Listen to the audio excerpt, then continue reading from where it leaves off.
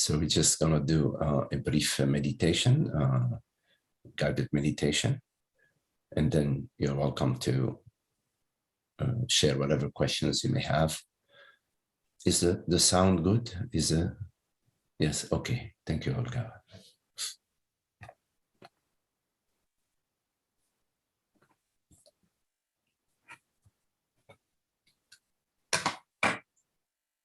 So if you can just sit comfortably and turn your attention inward.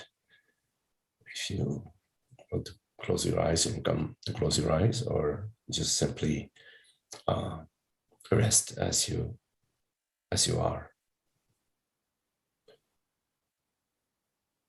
And welcome the stillness, welcome presence, welcome the peace, which is always available to us.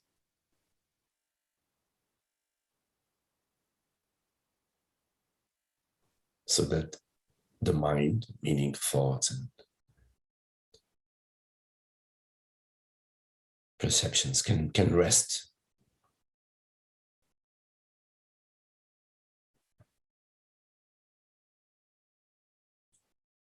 You don't need to fix anything. There's no goal, no objective. It's simply a fresh moment of presence.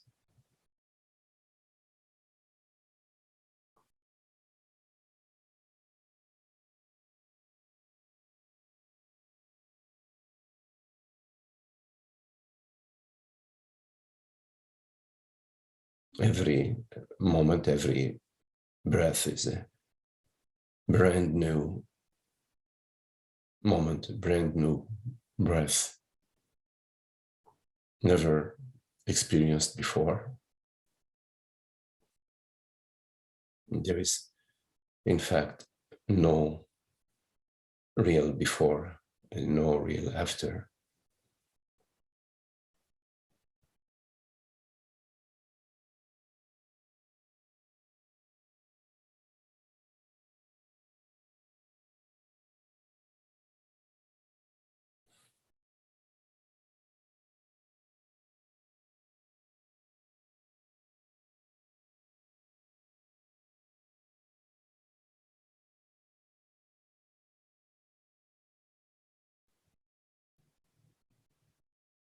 Invite the peace to extend throughout your entire experience.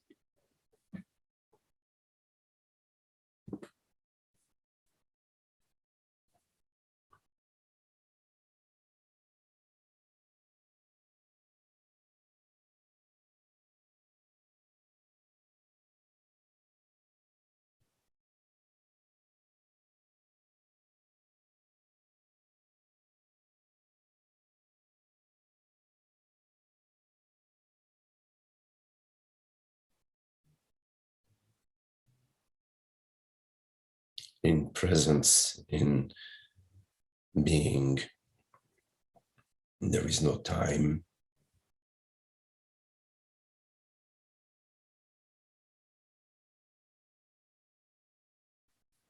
There are no problems, no issues.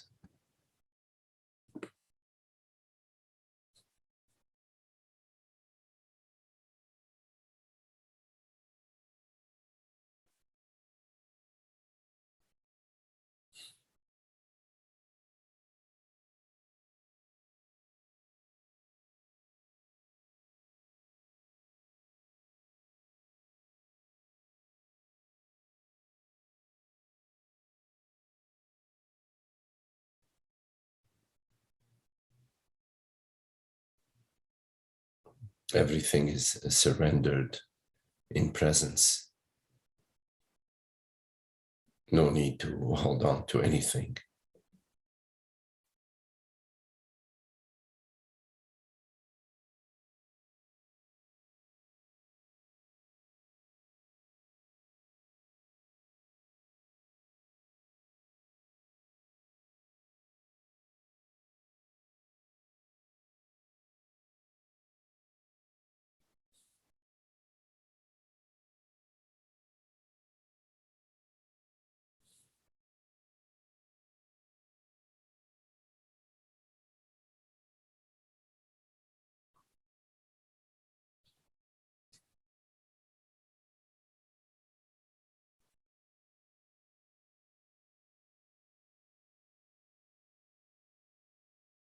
so that you are transparent,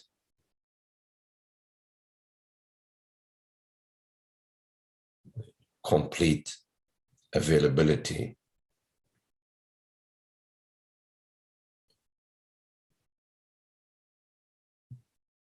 to the universal expression.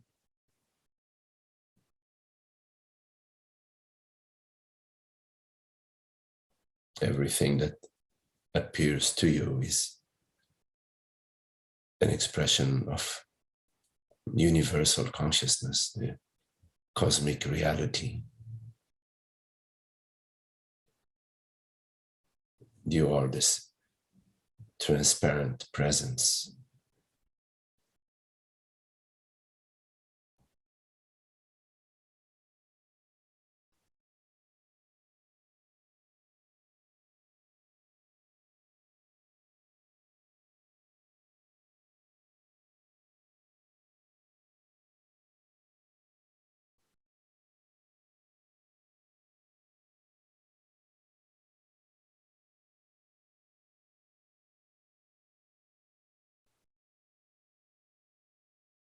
Being awareness is sufficient unto itself. It does not need to be limited by the mind. It is not possible for anything, any thought, any experience to limit consciousness, to limit your reality.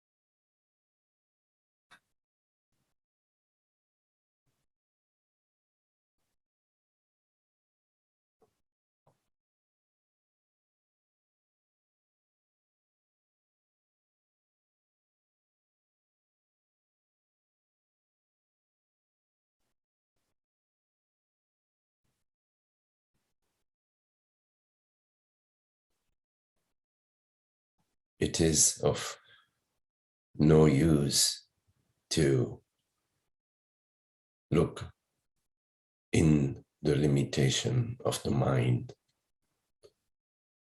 for any information about yourself.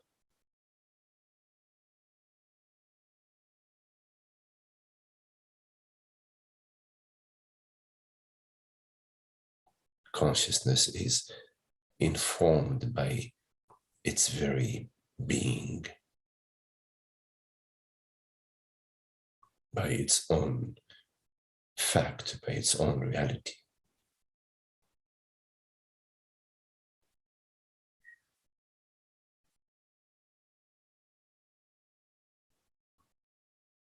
So you can invite the mind to complete relaxation.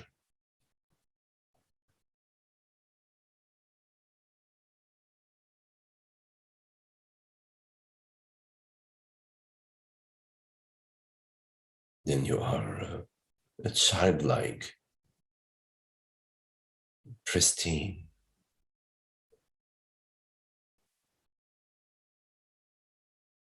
uncluttered by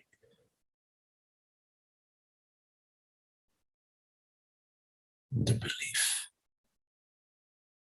that you can be cluttered.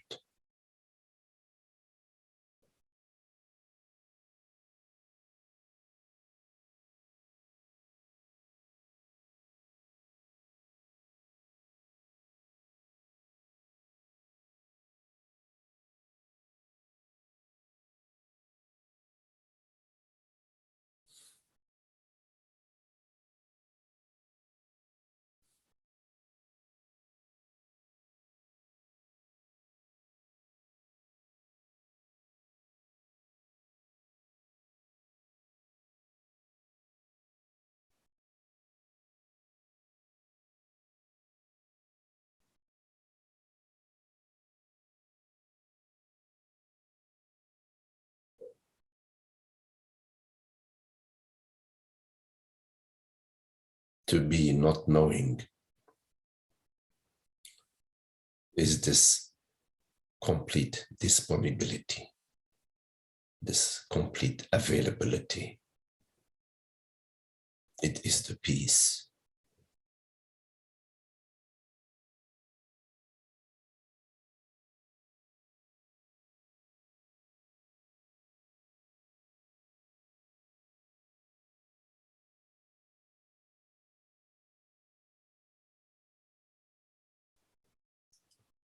In life, you will meet many challenges to the me as soon as you adopt a persona, as soon as you identify as a man, as a person, you will immediately experience the sense of separation, and the world will appear to you as challenging.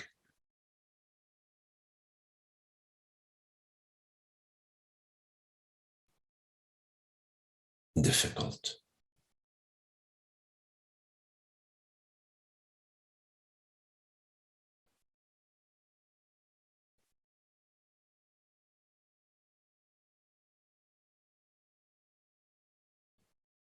The mind becomes embroiled in various strategies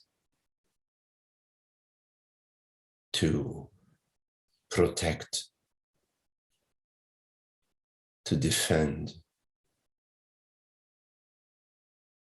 an imaginary you.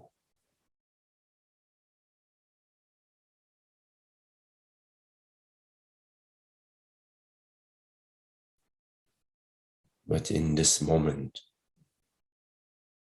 the reality of I, whatever it is that hears these words, the reality of I is blatant.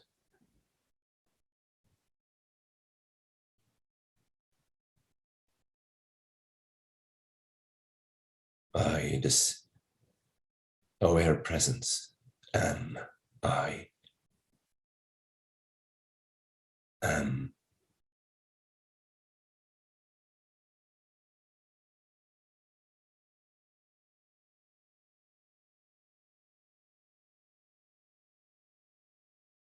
Not something or somebody, but pure amness.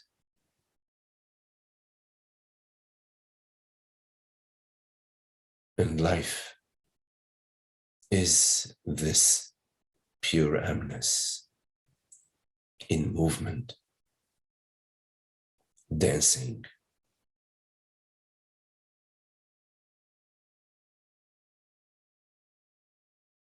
unopposed.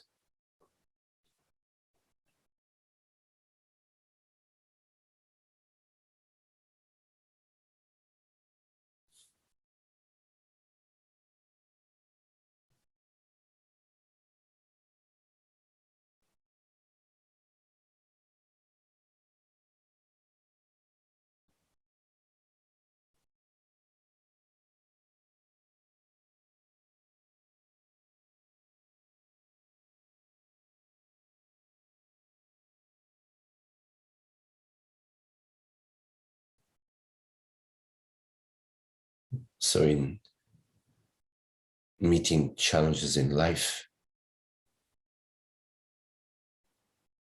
the key question is, what is it that I'm assuming myself to be?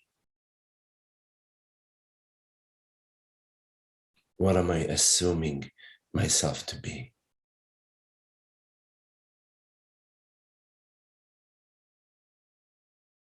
What am I assuming the other to be, or what is the other? What is the reality of the other?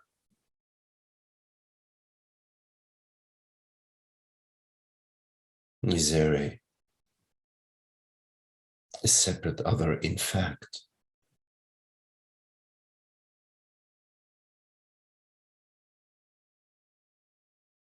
Somebody to blame, somebody to project our emotions onto.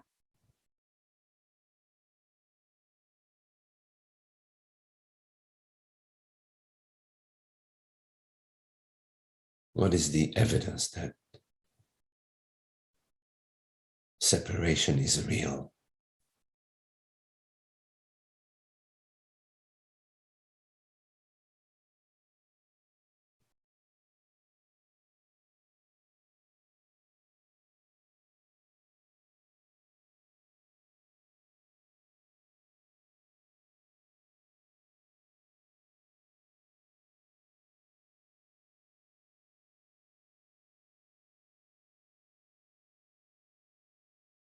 And to notice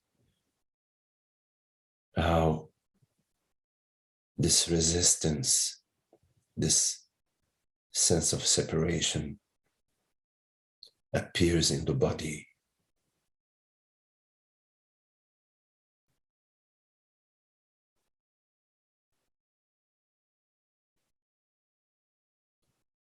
The body, a wide, open field of exploration.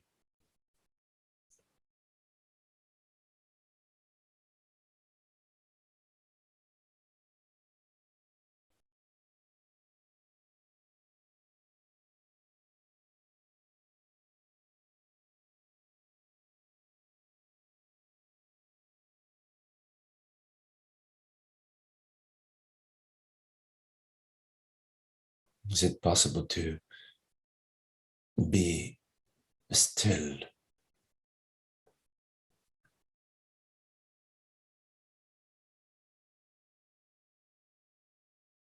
To notice, to observe in a dispassionate way.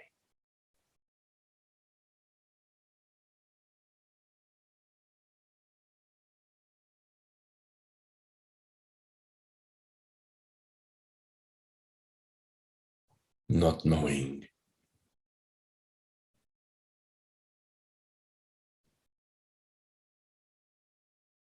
And no need to know.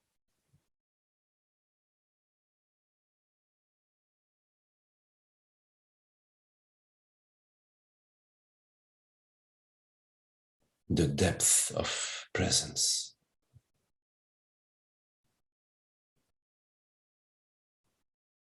The fullness, the abundance of presence.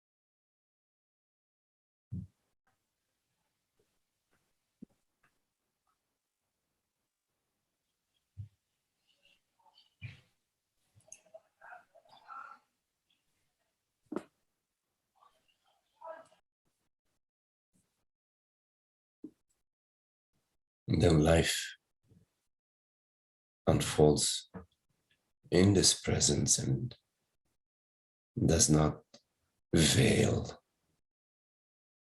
presence.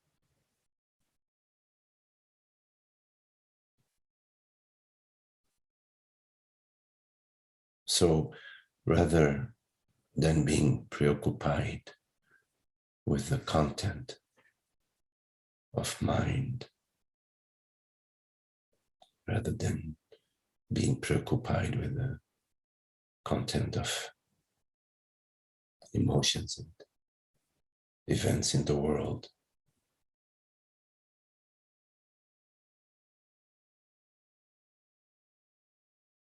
can we become familiar with pure presence.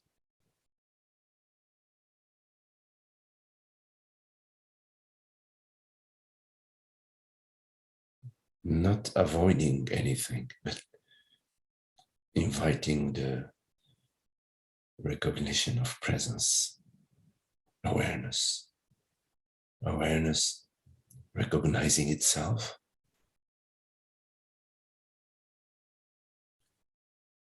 resting as this recognition,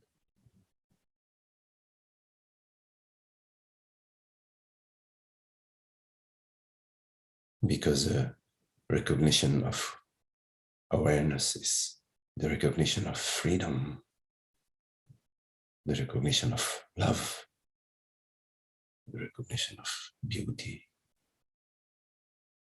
the recognition of peace.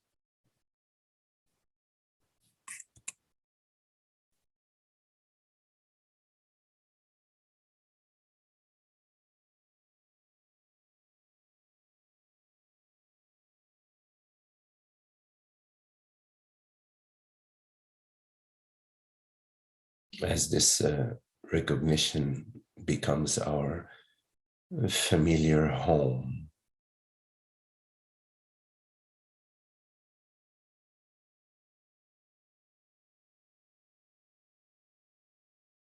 we become less and less disturbed by the world, less and less disturbed by the mind.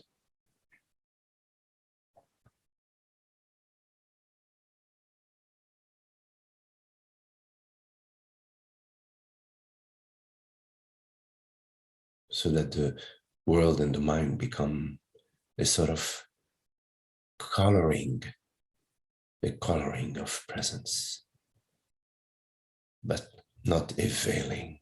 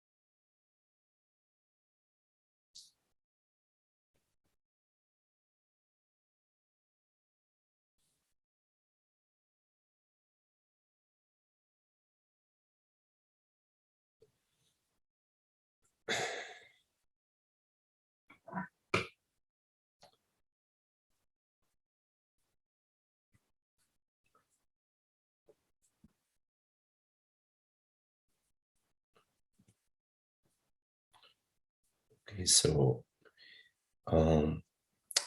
please, you're welcome to turn your video on if you would like. It would be nice to see you.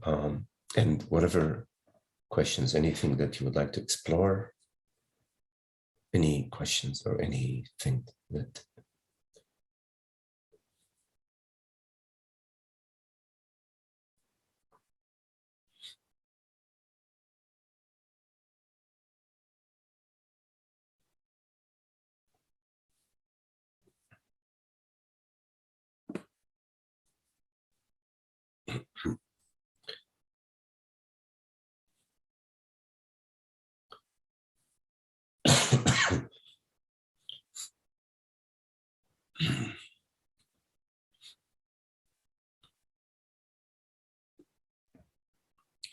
so any questions? Hello, Holger.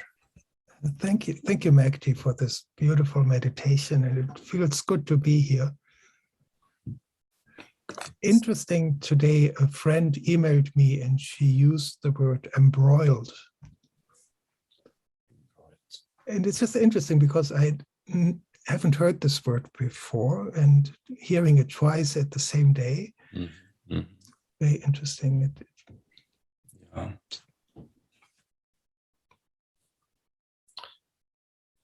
You know, as soon as we make any assumptions about consciousness, about what we are, thank you.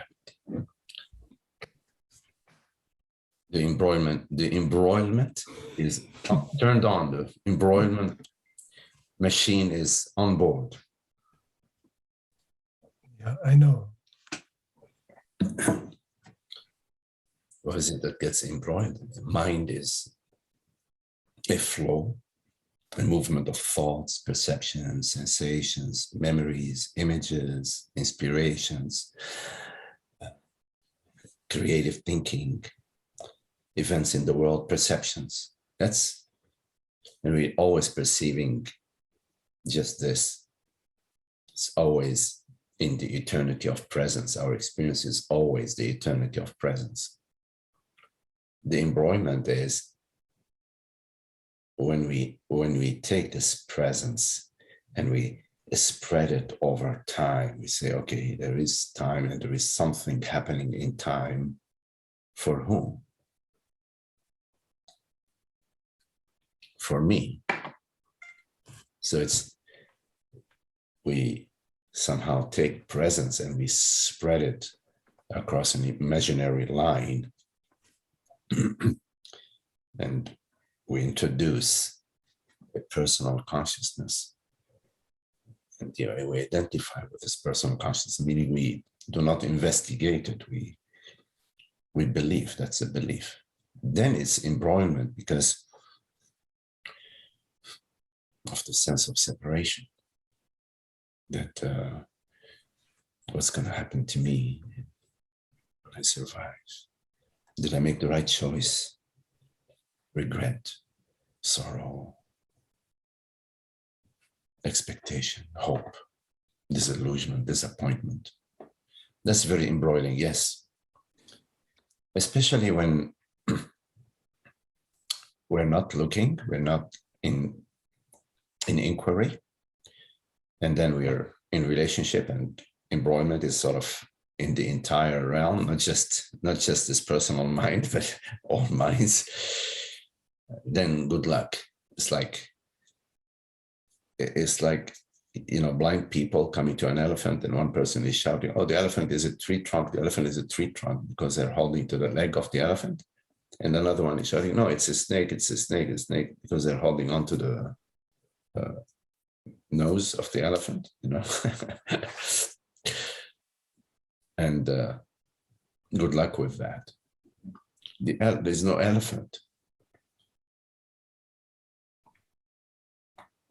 It's a conceptual elephant. And the conceptual elephant is cool. It's not a problem. There's no problem with conceptual elephant. But believing that there is a reality out there that's called an elephant, meaning there is a reality in here that's separate from the elephant. If there is a reality out there, there is a reality in here by deduction. So when there is a reality here that is me and it's separate from the elephant, I better be careful because that elephant can, whatever. Of course, the elephant can step on the body, but we're not talking about that. We're talking about about the sense of me, the sense of me. So it's really lovely when the sense of me is expanded, it's undefined, it's non-local. Then everything is me, nothing is me, same. There isn't a local, local spin, you know, there isn't that. It's just the sunshine, just the sun shining. Well, metaphors are limited, of course, but embroilment, yeah. So when there is embroilment, it's a good idea to take a look at what you're assuming yourself to be. If you take a look at what you're assuming yourself to be in that moment, you will find that you're already assuming yourself to be a limited entity. You're already assuming yourself to be a person, a man, whatever, you're assuming yourself. And right there is the seed of unhappiness. Right there is the embroilment. You take a look and you see, you become familiar with taking a look. It's a good idea to take a look at what you assume yourself to be, even when you are not experiencing embroilment. It's a little bit more challenging to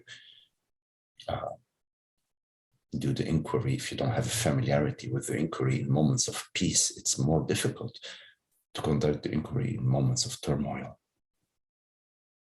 So in our daily life, take a look, what assumptions are you making about yourself? Just to be really watchful and to be vigilant and to be sincere, to be truthful, so that you see what you are assuming yourself to be, and then you question the validity, whether there is statistical evidence for your assumption. And when you arrive to, no, I don't know any, you remain open, you remain not knowing. In a way, you are open to the universality of consciousness. Not you arrive to the conclusion that consciousness is universal, but you're open to that understanding. You're open as not knowing. Well, it could be borderless, universal. I have not found any edges, any barriers, any actual location, any actual beginning or ending to presence. So why isn't inquiry just part of our growing up, of our education, of our conditioning? You know, it's God's design, you know. It's if it wasn't God's will that it would be part of our curriculum from the age of kindergarten, it would be. Yeah. There's no problem with the way it is right now. It's not like, oh, God made a mistake, you know, why did he make this mistake? No, there's no problem with how it is right now. We all experience this sense of isolation, these negative emotions. We experience living in the sense of limitation, like in a cocoon or in a bubble. So when we speak of it, we're not speaking theoretically, we're speaking from first-hand experience, and it's much more alive when you're speaking from your first-hand experience. So, and what does it matter if the understanding? What does it matter if the understanding is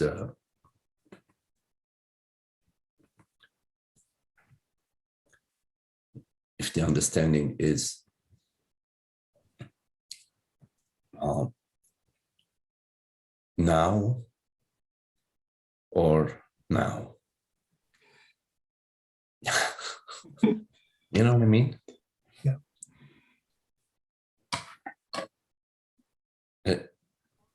Right. There aren't two nows. There aren't two presents or two. It's always now. So now is kindergarten, or now is graduate school, whatever. You know, it's always now.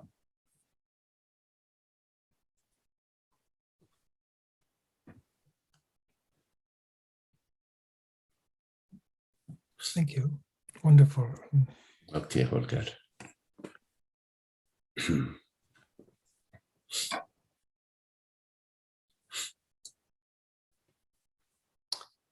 Any questions?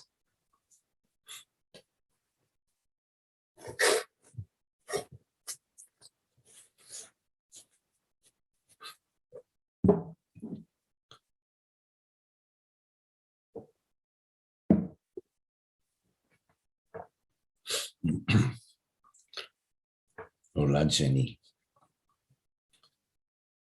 I have friends, Jenny and Brian.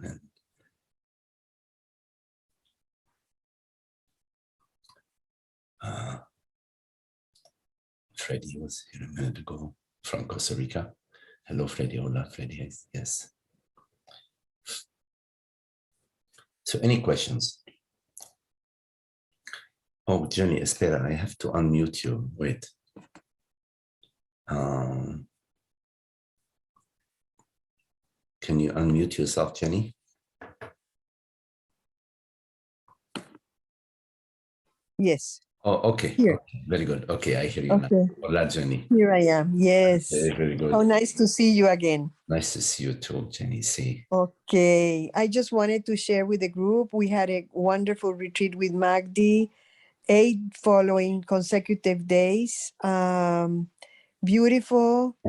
And I wanted to thank the Sangha for all the scholarship they send us to make possible for other people to come to the retreat that couldn't pay. So I really wanted to thank everybody for that. Yes, me too.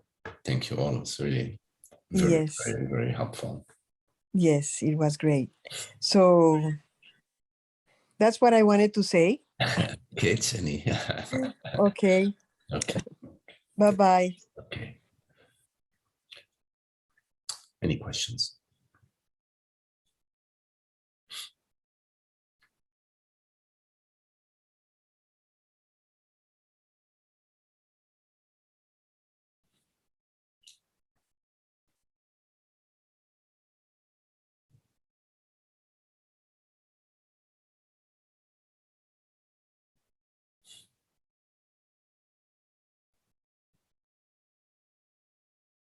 Hola, Mina. Hi, Mina. See, you are. I need to unmute you. I need to ask to unmute. Let me see. You hear me? Yes, I hear you now, Mina. See. Good, Yes. good, good. Nice to see you all, and thank you for this beautiful meditation. It was very deep. I wanted to ask. It's difficult to put in words. There is very much clarity inside this opening and inside this truth. What we are all not, and that we are really awareness and not not the body, not the mind, but there is still this being between these two worlds. You can say in one way, making the life every day and making decisions, and in one way knowing that I'm not the doer and everything happens by itself, but I sometimes I feel like between, you know, I think I have to make now this decision, but I don't know how to make it. And then you understand what I mean? Yes, Mina. Yes. So, you know, once there is the understanding that I am presence, I am this transparent, impersonal presence. I'm not a female, I'm not male, I'm not located inside the body. There are no limits, no borders. Once you understand that, then life becomes your practice. Life becomes your yoga. You have to take life on as a yoga now. So it's no longer like life is happening to me. No, life is my yoga now. Is my yoga. So every experience in life that comes to you, that appears to you, you are there exploring how to live, how to be in this in this situation, how to perceive, how to act, how to listen, how to speak, how to move, how to turn your attention to your body, about contracting. There are other contractions within the body. So life becomes your yoga to explore how to live life from this perspective of there is nothing at stake for anybody. I am not trying to achieve anything. I am already I am that. I'm already this undeniable, formless reality, that the reality which perceives, reality which hears. So the how to live as consciousness. Consciousness is not arguing, is not trying to feel better, is not trying to achieve anything, it's not trying to defend anything, it's not trying to stabilize itself in anything. It already is what it is. So life becomes your yoga, your playground to experience, to live as consciousness, to find the childlike way of living, of being, of interacting, the innocent way, the fresh way, the coming to each moment without luggage. You don't need luggage in life any longer. You don't. The body is equipped, the mind is equipped to function. And at some point in time, it'll become an old car. You just, you throw it in the junkyard. And that's already there. So it's just how you flow, how to flow in every moment. You don't know, but in every moment it's available to you to listen, to see, to explore, and also to explore. Well, am I at this moment assuming myself to be somebody who should stay more in spiritual, to be more spiritual? You've got to be also watchful of the spiritual. It's just an understanding. The whole spiritual Advaita is about the understanding about consciousness. Consciousness is not objective. It's not phenomenal. The reality is not phenomenal. The entire world, body, mind is a creation of consciousness, moment by moment. Consciousness says, let me present this to me now. Oh, let me present that to me now. Let me present this to me now.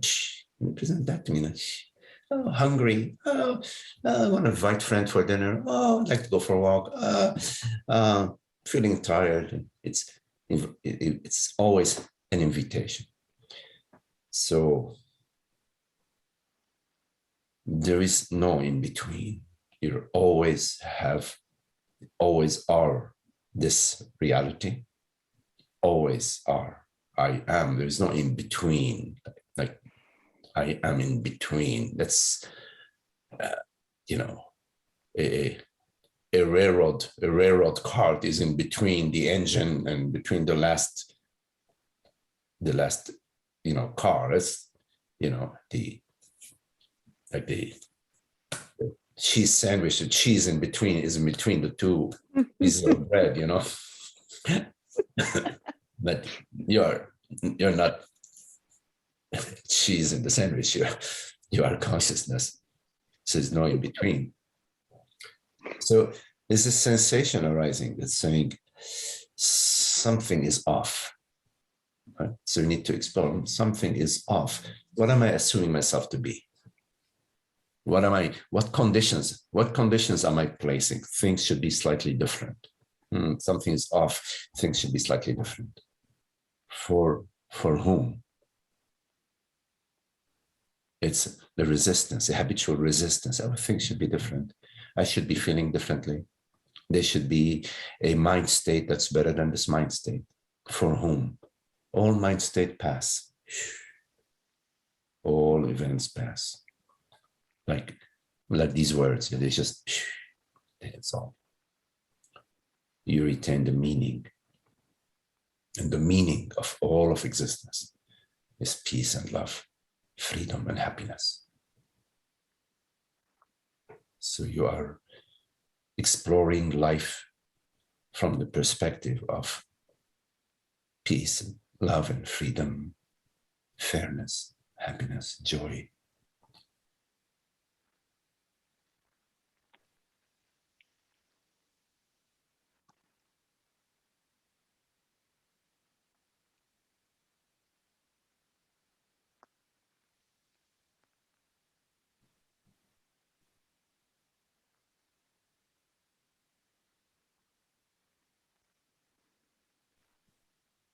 Yes, beautiful.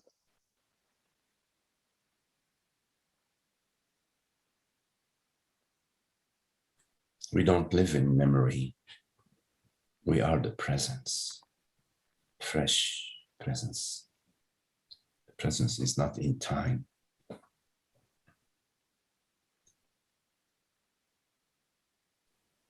Love is not in time. Beauty is not in time. It just is.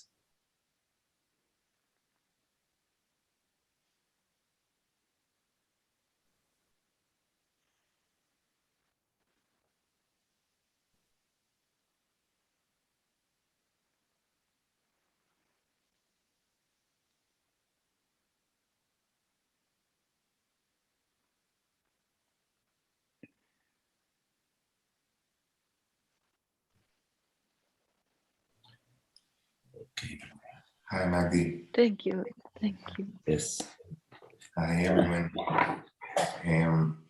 Hello, I just wanted to maybe follow the answer you just gave in terms of beauty.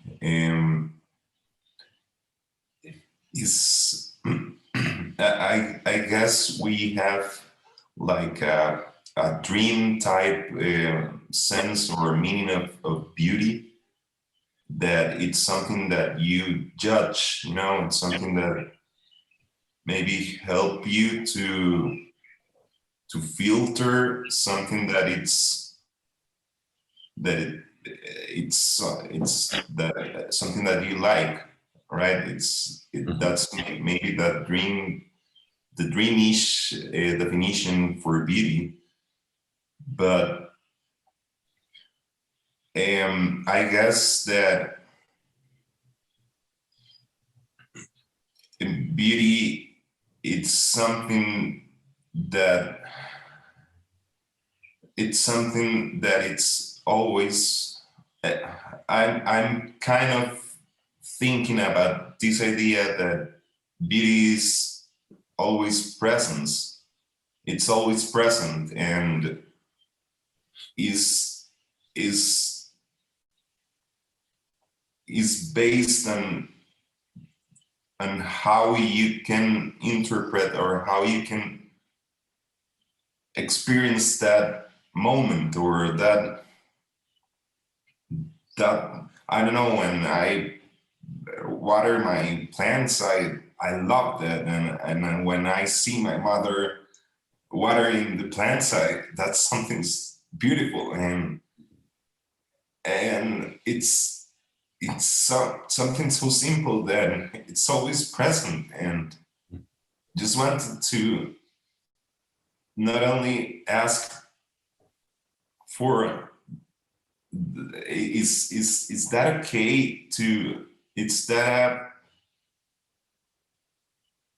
is that a manifestation of myself when I'm having this sense of beauty, is because I'm judging that is that moment, and I'm judging that when there's no water there's no beauty. But is that I'm not really aware that there's no beauty? Is that so? Yes. So, Brian, so just to be clear, the mind is basically thoughts, memories, images, feelings, recollections. So the mind is movement. Mm-hmm. Whatever arises from the mind is movement, But beauty beauty is like, it's not a movement. It's not a movement. It's just So beauty doesn't arise from the mind. It's not like the source of beauty. It's not the movement of the mind. It's not images and thoughts and memories and recollections, past trauma, whatever. Beauty doesn't arise. The stable doesn't arise from that which is unstable. So, but yet we all know beauty. We all experience beauty. We all experience love. We all experience this. It's like everything is suspended. The mind is suspended when there is beauty. And then the mind comes and says, oh, well, I really love my mother watering the plants, blah, blah, which is good. That's the mind coming to make a commentary about the experience of beauty. But during the experience of beauty, there is no mind. There is just love. There is just beauty. So when you look in your experience at that which is not moving, that which is always stable, always there, you find consciousness, awareness, the reality of I, the reality of consciousness.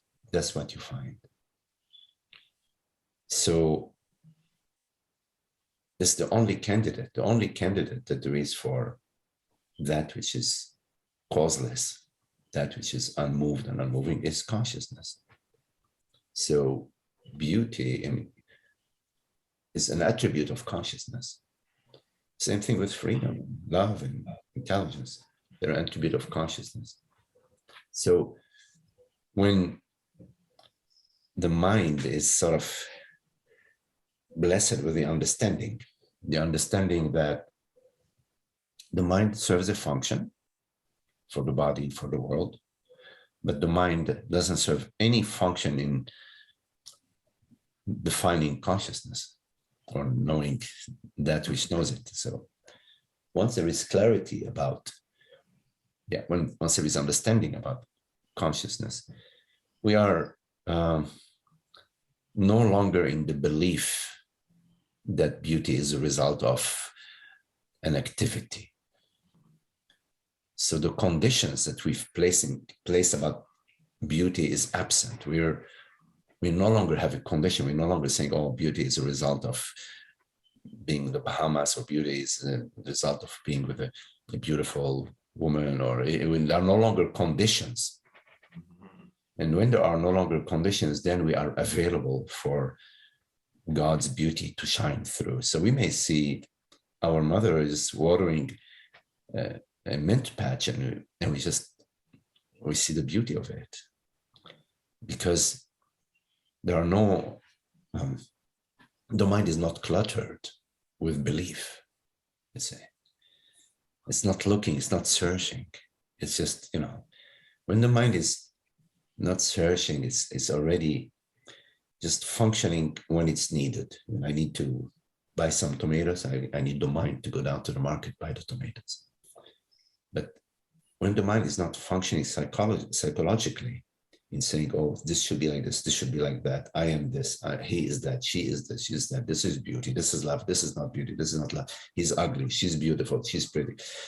When the mind is not cluttered that way, then there is an availability to beauty. Beauty is always God's light shining through. It's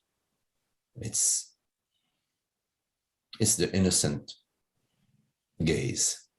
It's the gaze that looks and perceives beauty in an ant, or perceives beauty in the movement of the wind, in the leaves, or perceive beauty in being, just being, the beauty of being. Via the senses, visually, or via the auditory sense, we perceive art, we perceive music, we perceive certain creations, certain objects of creation, certain symphonies, or certain sculptures or paintings that are inspired are artists who have an inspiration. Their perception is not conditioned by the me. They sort of have an inspiration and creative, and of course a talent too, to create a certain art piece. And then because this expression, this art piece or this symphony comes directly from God, doesn't come from the mind, it comes through the mind, but comes from God, then it touches us. When you are in the presence of such creativity, it reminds you of your true nature, it reminds you of truth, it reminds you of love and beauty, freedom. It takes you there, actually, it takes you there, not reminds you, it takes you to your experience of love and beauty.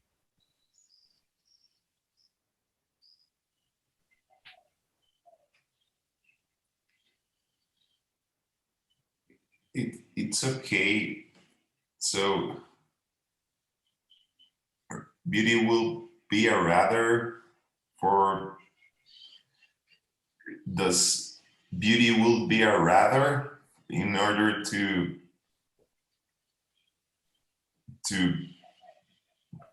place my now in something I found like shiny. I mean,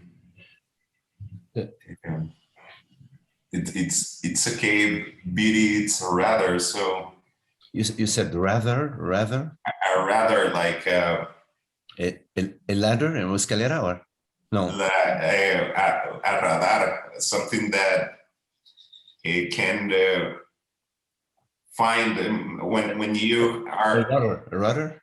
Yeah, rather. Oh, Yeah. right. Okay. Yes. Well, yeah. Whenever you experience beauty, you're experiencing. The rudder is pointing you in the right direction. It's basically telling you, yes, this is God's beauty. There is no man's beauty. There is no beauty that's created by the mind. So man does not create beauty. The human mind can be a vehicle. If the talent is there to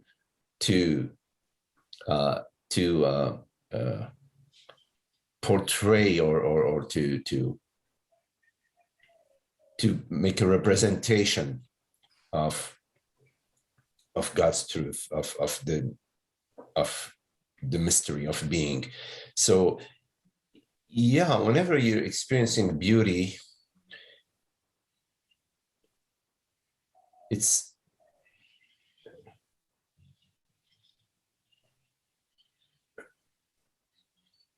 contemplate that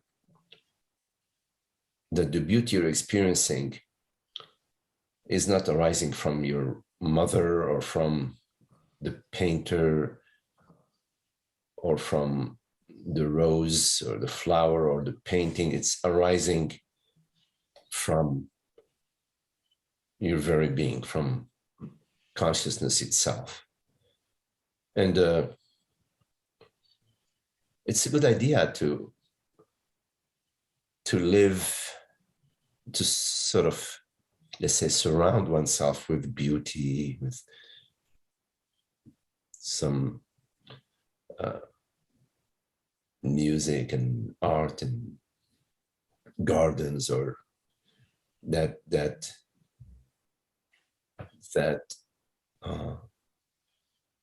invite you to the experience of your very being, of beauty itself. It's different from when artists sometimes work, they have an intention, a personal intention.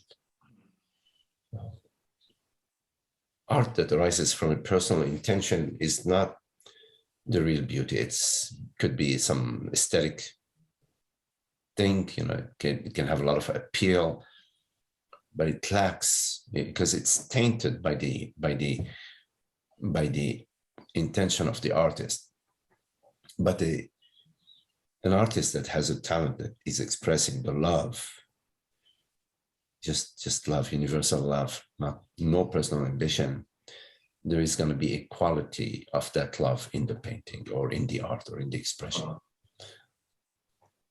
That's so true. Yes. Sometimes we objectify beauty. We say, oh, beauty is this or that. We point to objects. Yeah, that's right. But the objects are just a representation. Beauty resides in consciousness and is sourced in consciousness. It is one of the attributes of God, of universal consciousness.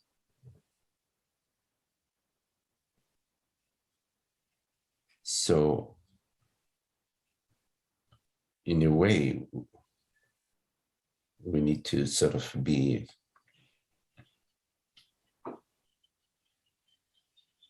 open to beauty. The beauty that bypasses the mind.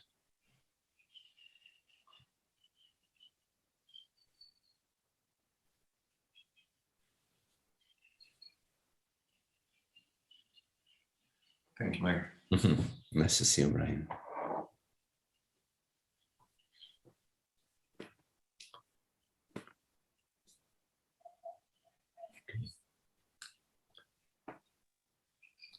Any questions?